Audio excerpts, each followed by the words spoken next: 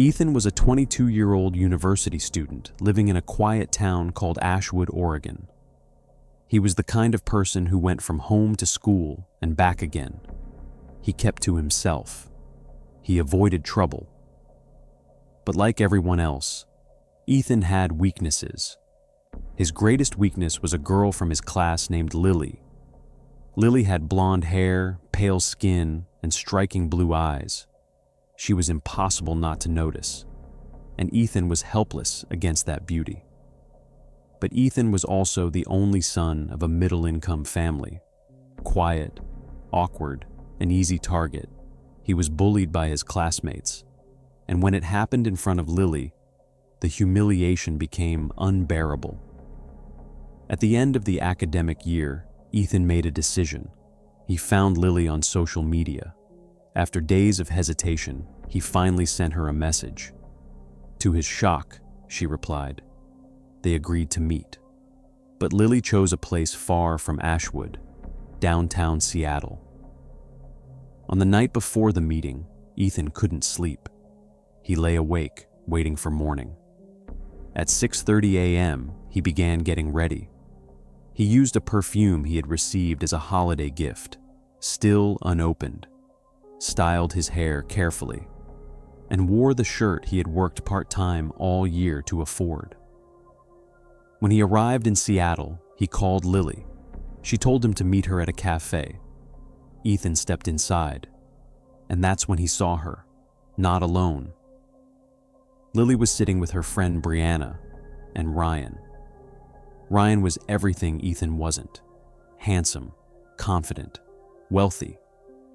As Ethan slowly approached the table, the truth became clear. Lily and Ryan were flirting. The meeting had been a joke. Lily had invited Ethan all the way there just to humiliate him, to laugh at him. As they mocked him openly, Ethan forced himself not to cry. He turned around and left the cafe. That night, rage consumed him, and in his desperation, Ethan remembered something: a phone number, an old woman his cousin once mentioned, someone who handled things beyond reason. He called her. She told him to come back in 3 days and to bring $5,000. For Ethan, it was a fortune, but anger has a way of finding money. 3 days later, he took a bus to the location she sent. The woman was old, her house was dark, the walls covered in strange symbols and writings. Ethan felt uneasy, but he was determined. "What do you want?" she asked.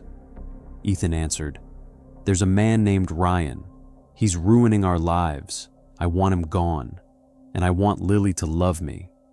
The woman smiled. "This is simple," she said. She needed something belonging to Lily and strands of hair from both Lily and Ryan.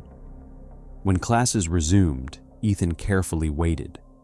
During a lecture, he reached forward, pretending to adjust his desk, and pulled a strand of Lily's hair.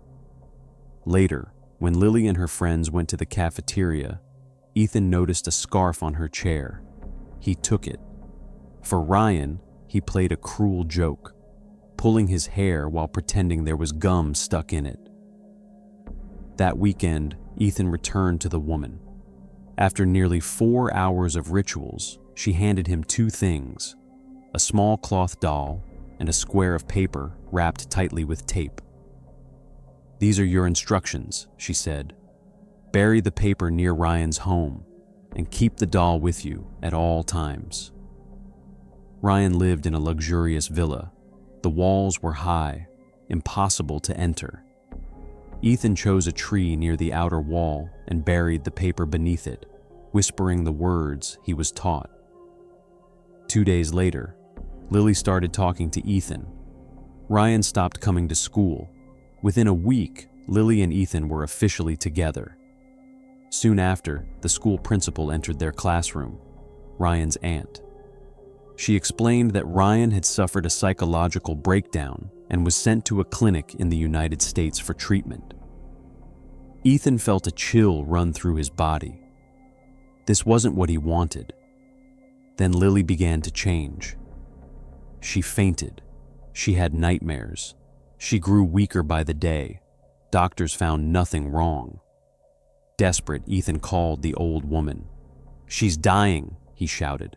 "This wasn't part of the deal." Her voice was calm. "We did exactly what you asked. Ryan is gone, and Lily loves you. If she's sick, call a doctor." She hung up. One night, Ethan heard a car outside. It was Lily.